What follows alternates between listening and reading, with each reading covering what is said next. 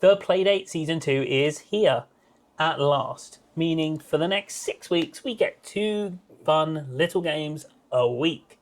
Plus this week we do get an extra weird little addition, but we will talk about that later. Full disclosure, Panic have gifted us Season 2, so while we are talking about the games and what each one does, we just want to be transparent in the fact that we have not paid for this. It normally costs $39, and through our videos, hopefully you can discover whether it's worth it for you. Exactly right, Koo.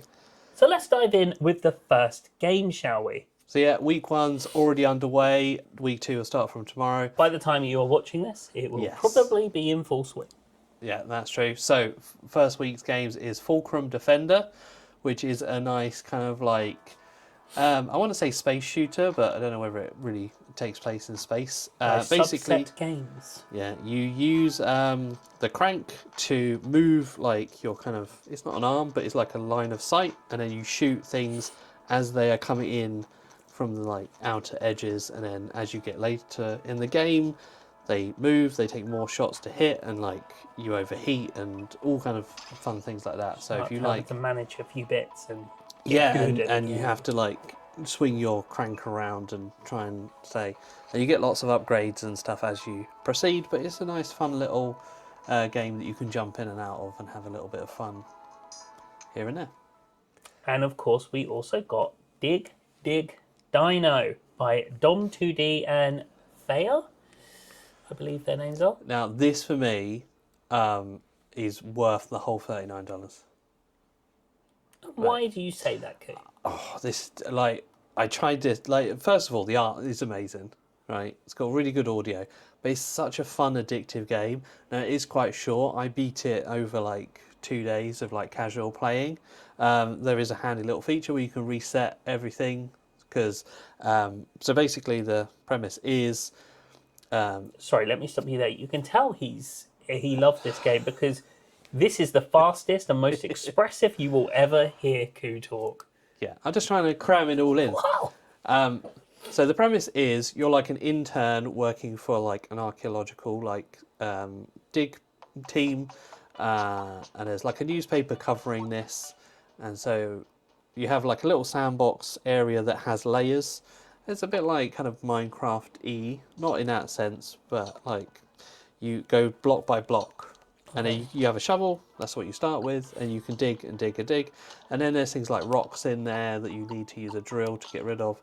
These are all items that you upgrade as you find gems and coins and diamonds, and you earn your money, and you go to the lab where you can upgrade your items like your shovel, drill.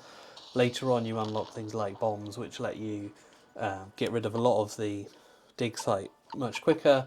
You unlock as you find dinosaur bones, you'll find pieces, and you can put together like a whole dinosaur image. Cool. And it gives you, and they're not the dinosaurs we know.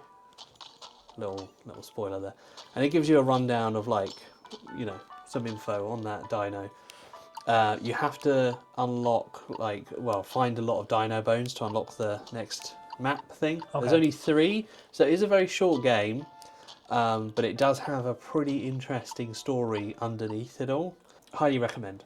So, for week 1, season 2, I'd say it's safe to say we give it a big thumbs up so far, especially with your comments saying that you think that this is worth the whole price of entry to begin with. I mean, it won't be for everybody, but for me, Dig Dino is a really good game so far. So in season 1, there was a lot more games, and that was free if you buy the console. So there is a price tag attached to it. But I felt like for me, there was only a few games that really clicked with me. Yeah. There was some great games, but a lot of them just felt a bit like a bit empty. But I think this first week straight away, these 2 games are very much worth the entry price, and hopefully the following weeks will be just as good. That's what sounds good. And of course, we did mention that there is a little extra, and it does come in the form of 1-bit television, Blippo Plus. Blippo Plus, which is it's so weird. Do you know what it reminds me of? It reminds me of the radio stations in GTA. Yeah. Where it comes on with the most random stuff. And it's like that. It's like if you stayed up too long at night and you're watching terrestrial TV and you're just looking for something to watch, Yeah. and there's all this weird stuff that would never be shown during the day. Yeah. It's just that, but being beamed to your Playdate via the interwaves, the internet waves, whatever they're called. And we will show you a little clip of that now. You might not recognize my guest out of makeup, but you know him well. Hervé Lecar is the muscle behind the bar in everyone's favorite galactic sitcom. The muscle and the heart. Some might say you look better with the mask on. Oh, I'd like to think I don't need the mask. Must be nice.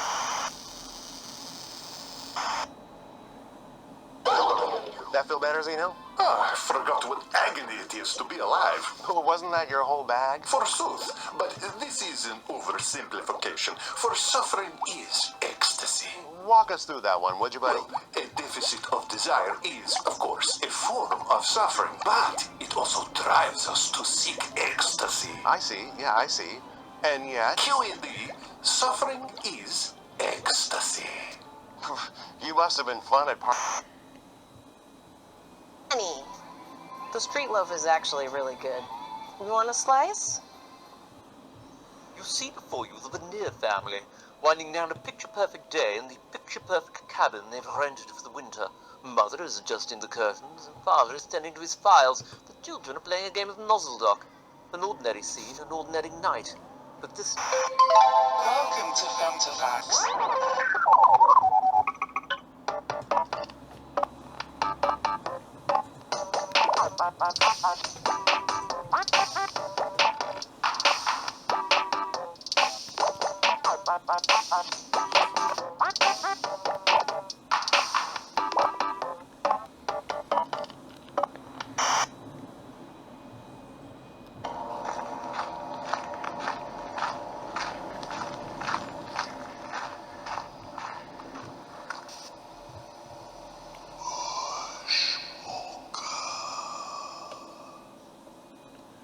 I'm Barbara Lightworker, the psychic Barbara, and this is your psychic weather report.